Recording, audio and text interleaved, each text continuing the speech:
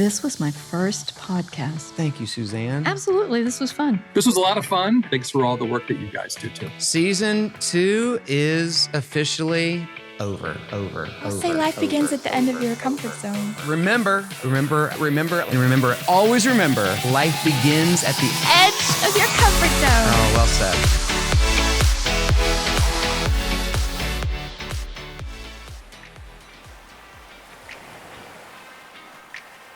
Whether you're sitting by the pool, toes in the sand, or just pretending you're on a beach somewhere with a frozen drink in your hand.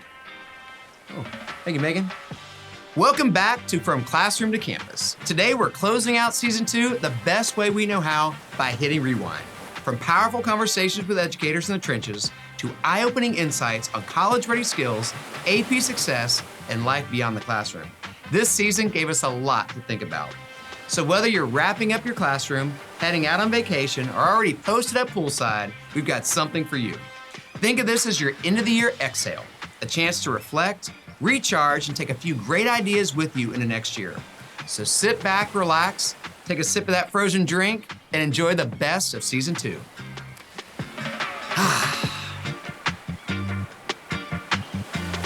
What do you think is the biggest misunderstanding with FRQs and teachers? That's a really good question. I think the biggest misunderstanding is that if you don't finish them all, you will get a bad score. And that's certainly not the case. Okay. You could do well on the first one and maybe not so well on another one. Okay. But I always tell my kids, write about what you know first and go back, do the rest later. Again, you're going against the clock. You're timed on this. I think, and so a lot of kids will, and another thing too is you don't have to give us a dissertation. Okay. Answer the writing prompt. Simply, if it says describe it. If it's explain it, and get out of there because you don't have enough time to give us that flyaway moment. Yeah. It's kind of like a stealth bomber. Drop your ordnance and get out of there. Sure. On to the next one. Would you recommend for FRQs as far as teacher preparation for them? So do you start the year with easy FRQs? Do you wait to, bring FRQs in later on the year? How do you teach FRQs? Well, I know I kind of trick, don't tell my students, I trick them into doing FRQs. Okay. The first day of school. Okay. We'll do something they did over the summer. I know a popular one teachers like to do is over ice cream. But the key is what we're trying to do is hook them on those action verbs, whether it be identify, whether it be explain, whether it be a describe. And you do that either as a structured writing assignment or a bell ringer, just a piece, just one. You don't have to do a whole 4 or 7 part, FRQ. You can just do one and do it every day, one piece at a time. So early, kind of like spoonful. Yeah, spoon feed them. And then as you go along, kind of give them those techniques. And you've got to teach them what the action verbs are. If you got to teach them action verbs, describe, explain what they mean and what's expected of them has been kind of my successful strategy, for lack of a better term. And it's just like training for a marathon. I run 5Ks. I do 5Ks. I walk them and run them. And I love doing 5Ks. Yeah. But if that's all I'm doing all year is 5Ks, and all of a sudden I want to run a half marathon, it's not going to look pretty. Yeah. And so you can't get to April and, okay, kids, let's start doing FRQs. Yeah. Because the kids are going to have what I call an all freak out moment. Yeah. And you don't want the kids to have that. You want them to go in May and be relaxed, like, I got this. They're going to have some test anxiety. But when they look at that FRQ and they're like, oh my God, I've only done this one time. It's a problem. It's a problem. Yeah. So you've got to train them from day one. So let's dispel some myths. Okay. All right. So myth number 1, is there something that a student can do on an FRQ and an AP reader can look at it and they're automatically going to get a horrible score? Not write anything. Okay. All right. I always encourage my students, even if you write your name, it's got to be scored. So therefore, if they write, even if it's not just spot on correct things, that helps. Well, I guess the biggest thing, this is what I tell my students is you're going to have some person, we talked about this earlier, maybe from California, they don't know you from Adam. I know your writing. I know your writing style, but they may not. I said, it's kind of like speed dating. You've got to get that person's interest in 2 minutes. Yeah. Because that's really the average how long a person's going to read your paper. Sure. And they've got to get something on paper for you to get that. Exactly. And those words have to jump up, well, now off the screen. I used to say off the page. You got to jump off the screen and say, hey, talk to me. Interesting. Be interested in me. Yeah. And so I always tell them to drop F-bombs. My principal came in one time, he had the same reaction years ago. Drop facts. That drop those F-bombs. vocabulary words. Drop the dates. Drop the concepts. Put those things together to show the reader you know what you're talking about. Sure. I think a lot of problems that educators and adults have when working with teenagers, and specifically AP teachers, is a lot of times they'll look at a student and just kind of label that student lazy. And, or I've labeled my children, my wonderful children, lazy. And, it's not lazy. It's really oftentimes executive function. And so maybe the first thing to do for educators or for parents alike is when you're thinking about, is a student's behavior a product of being lazy, or is a student's behavior a product of executive function? And so a couple things you can kind of work through your mind is you can ask yourself, the student understands things in class all the time. They raise their hand, they participate, they seem to be all over it. But man, they are bombing tests. They are bombing quizzes. Well, that is executive function. That student doesn't know how to study. And so that's not lazy. That's definitely executive function.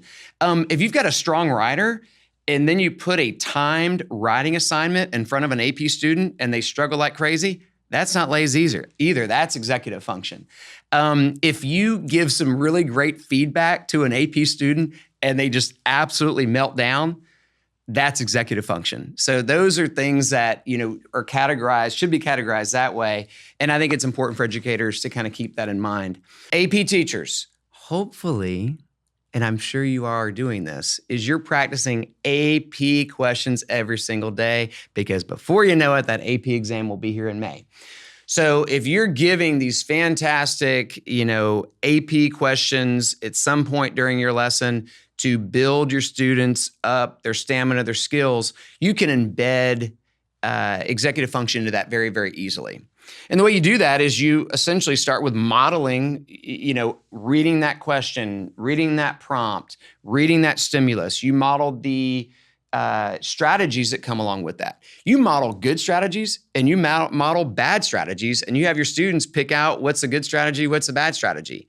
So you routinely and consistently show them executive function. You show them frustrated. You show them when you're frustrated. You show them when, oh my gosh, you've taken too much time to annotate a particular paragraph. You show them your frustration when you don't understand something maybe.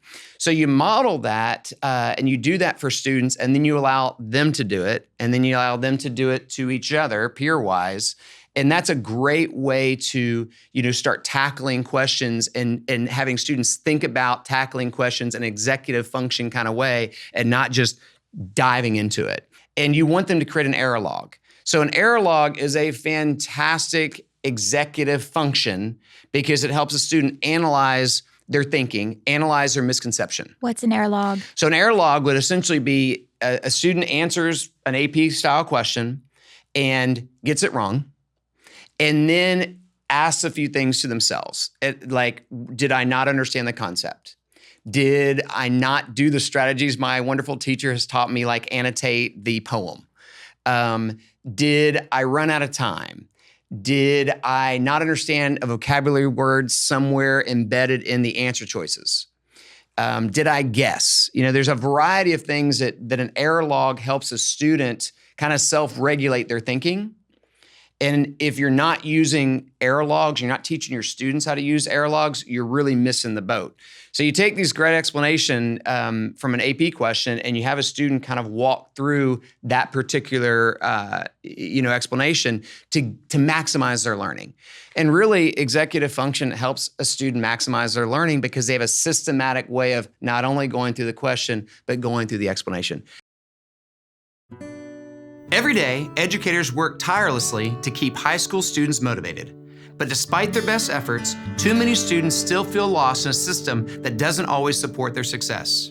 At UWorld, we believe education is about unlocking a future full of possibilities. That's why our team of educators created teaching and learning tools for the advanced placement exams. Powerful, easy-to-use resources that help students master even the most challenging concepts. Content that features dynamic visuals created by world-class artists and interactive elements that spark curiosity and a love for learning. Our mission is to help every student reach their full potential. Whether that means earning valuable college credit by excelling on AP exams or achieving their dream SAT score, UWorld is here every step of the way. Every day, across the country, students are using UWorld to turn their aspirations into reality. Discover how UWorld can help your students succeed. Visit collegereadiness.uworld.com to learn more. Last week I was reading an article by one of my favorite educational influencers, AJ Giuliani. Okay, we'll link whatever he's put out there. Fabulous blog, writing about making that shift from being a teacher to being a coach. And, while you would think that, they're the same. They kind of aren't. A teacher, when you think about it, really has a linear kind of a way that they're moving through their material. They're going to deliver content. They're going to assign a task. They're going to give feedback on that task maybe 2-3 weeks Very later. Systematic. Whenever they get time to grade it, Sure. and then they are moving on. Yeah. And like I said, that kind of takes the feedback out of the realm of being able to learn from it. No matter what's right. And if you're not ever going back to what you were trying to teach in the first place, who even cares about the feedback? But a coach is going to do something different. A coach is going to deliver content, but it's going to be about this much. They're going to say, here's the play that we're going to work on. And then they're going to run the play. And as soon as they observe and diagnose something going wrong, they're going to blow the whistle. They're going to call everybody over and they're going to say, okay, here's what I'm seeing that I like, but here's what I need to happen now. Let's try that again. And they're going to run the play again. And they're probably going to go through that process several times before the coach says, okay, we got mastery on this. Now we can move on. And finding ways to give that kind of feedback in the moment where it's close to the skill that's being taught, that right there is a challenge, but it's so valuable, for the student. And, once you figure out how you can make that happen in your classroom, it's a game changer for you as well. So it sounds like it's less about the tool and more about the philosophy. Oh, absolutely. Absolutely. It is a different way of looking at what you're teaching and what your end goal is. And I know that a lot of teachers will say, well, that's great, but I don't have time to do that. We gotta hit this and we gotta move on to this and we gotta cover this and when you think about it, a coach's job is not any less complicated or jam-packed. They have a season that's less than a school year, and they've got a lot of skills they want their players to learn. They've got a lot of plays that they have got to master. But there is no coach who ever runs an entire scrimmage game every single practice. Yeah. They are targeting very selectively some of those skills that they know are going to be the most important. They're prioritizing. They're getting rid of the things that, okay, that's icing on the cake. That can wait. We're going to do the most important thing now. And I think that, that's what championship programs are built on. I think coaching to mastery is important. And I think making sure you hit something with such intent and such purpose with the class that they master it rather than just keeping on moving on. I think that's really important. So you see a bunch of really fantastic AP teachers teach. I'm sure you're popping in rooms or you're talking to people. What are some things, if you walked into a great AP teacher's classroom, little things, little nuances, little things that you might go, ooh, they got it figured out? Regularly saying stuff about the test, like if they're going through a problem, not just showing how to do it, but saying, okay, we need to include this and this and this. Like, make sure you say it in this way. Like I would always make sure to say, okay, this is how we do the problem. And then when you're giving the answer, you need to say this and this and this in this way. If you use this word, you're not going to get the points. So I think if I'm looking at a teacher, they need to be like bringing up, okay, this is what needs to be done to get those full points. And also, this is probably just like good teaching in general, but there needs to be some sort of like community with the kids of like not being scared to say that they don't understand. Like, that's my biggest hurdle, and my biggest thing that I pride myself on too is like getting the class to not be scared to be like, wait, go back. I don't understand what happened there. Because I think with freshmen, sophomores, like before AP, kids are like so embarrassed to say, I didn't get that. And you just got to like look at them and figure out if they understood it or not.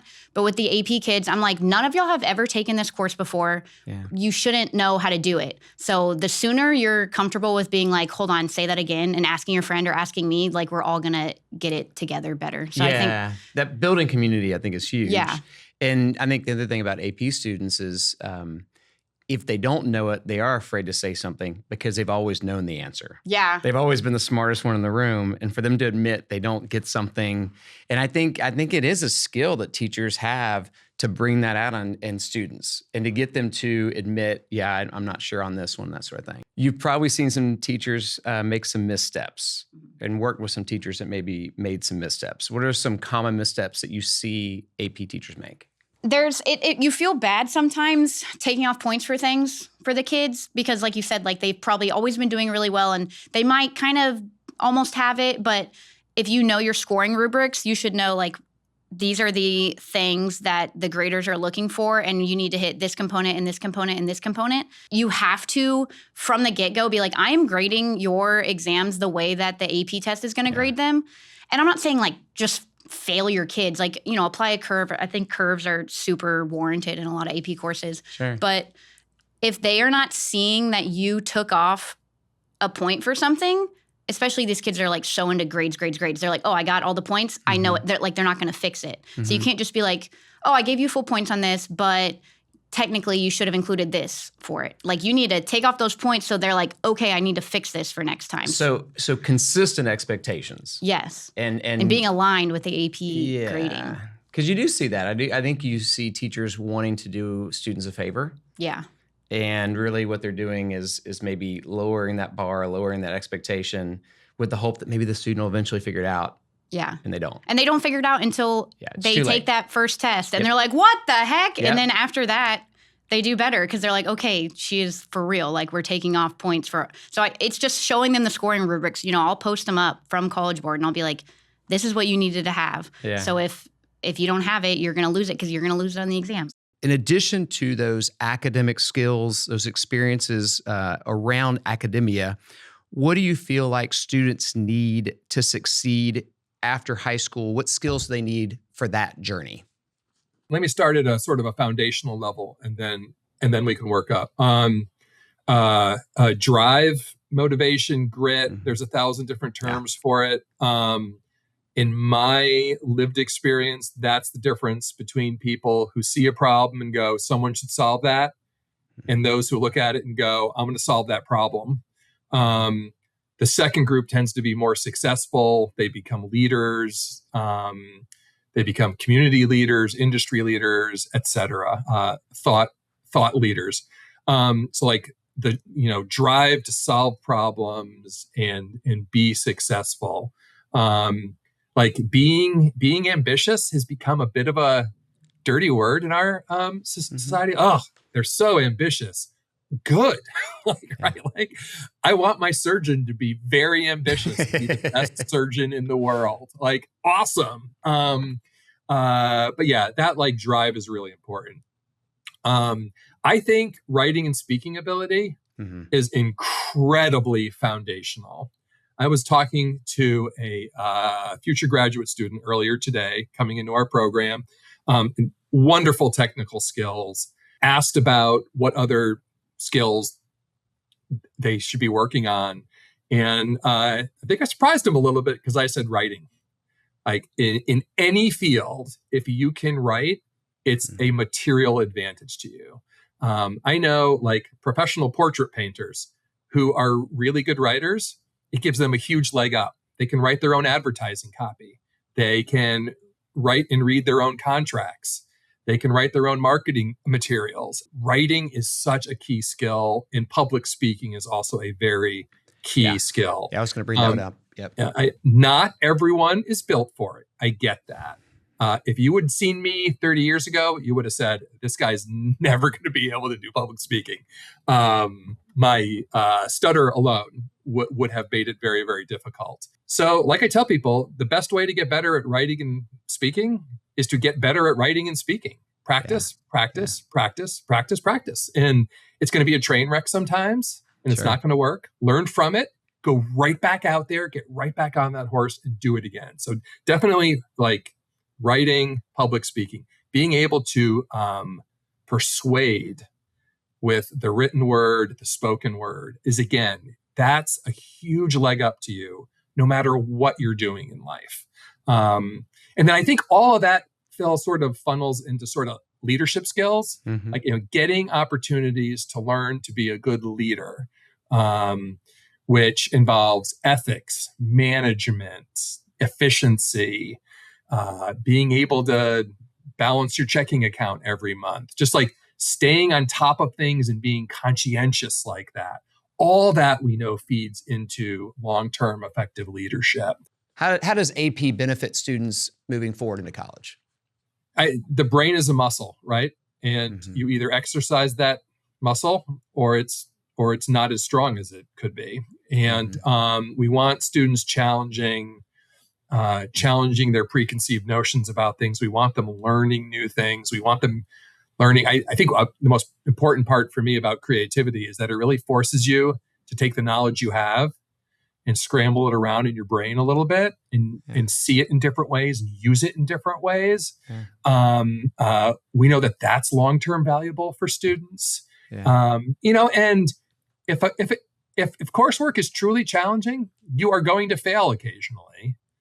And we need to build that into the system so that it's okay to reach for the stars and miss sometimes without being punished. And if we do that, I think we're teaching a lot of motivation and ambition at the same time. And I think it is motivating in those courses to be around like-minded peers who also want to be challenged. We tend to downplay that. But if you're a really smart kid who's interested in a certain type of coding or rocketry or whatever, and maybe you're in classes with other people with those interests, maybe you're not. You can go into some AP and IB courses and you are going to be in courses with people who share those interests. It can really light a fire on you from what we see. So I think that's another really, really big plus. We were discussing our own challenges with working with first generation graduate students and students in our own classes. And so we thought, it would be great because we're hearing from our students some of the struggles they were having. Like, oh, I don't know who to go for help. I don't know how to navigate this college environment or who to speak to. So we thought, well, what is lacking in college preparation? Because as I mentioned, those life readiness skills, we were wondering, are students not getting these life readiness skills that help you to understand how to navigate a college environment, how to talk to professors, what to do in office hours, how to study for exams, things like that. And so when we started talking about this, we thought, well, let's gather some evidence first to see if this is needed. And so we talked to our own students and undergraduate students who were first generation college and asked them what they needed and what they felt like they didn't have.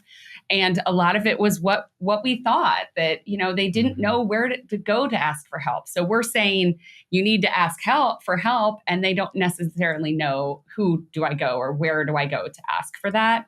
And thinking about how to support those students, we decided, well, we wanted at that point, because we've been at Villanova for a while, we missed working as school counselors in schools. So we thought, well, why don't we develop an intervention and we can facilitate it within the school first gather some data to see how effective it is based on the voices of our students in undergrad who were experiencing these challenges. And so we developed a research-based group and ran it within the school district of Philadelphia.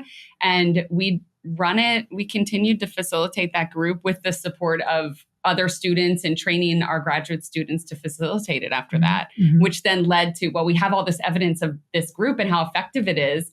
Let's write it down. Yeah, we have multiple articles first from it with evidence, and then it's been used in multiple schools and a few different school districts. And then we thought, well, let's just put it all together in a book because it's just so user-friendly. So, what surprised you the most when you met with these groups?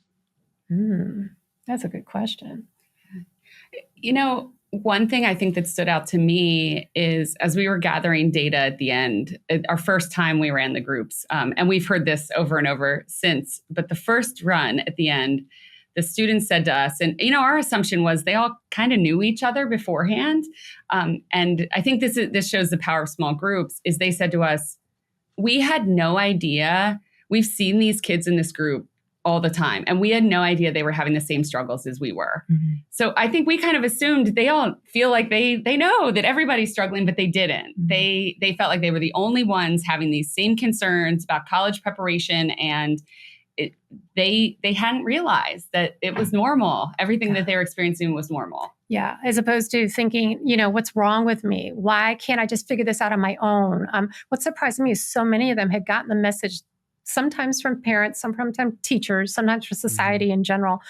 Don't ask for help. It's not okay to ask for help. You should do everything on your own. And these students were so high functioning; they had done a lot of things on their own. They survived. They thrived. So that idea of like they're getting these messages that it's not okay to ask for help from so many different resources, and so fighting that dominant narrative was really tough. But I think there's such a power in doing college counseling in smaller groups because of that factor, because they can learn that everybody's going through this. This is the same, we're experiencing similar experiences, and it just might feel different based on my experience and my background. But it just shows, I think, the power of small group interventions for college counseling and not always just relying on classroom lessons for counselor or for students. Yeah, small group really allows them to really self-disclose a lot more. They feel safer self-disclosing as they build relationship, of course. But then you've got this really close relationship that they build because it's a small group. They start sharing. Then they started talking about how they're supporting each other outside of the group, how they're starting to, succeed as a group outside of the group. And so they've got those built-in supports now when we're done with the group when we leave. All right, that's a wrap. Good job, Suzanne. The opinions expressed by our guests and hosts are their own and do not necessarily reflect the views from Classroom to Campus, UWorld, or its affiliates. You can find us on Spotify, Apple, YouTube, or wherever you get your podcasts. Please remember to subscribe and leave a 5-star rating that really helps us out. Thank you so much.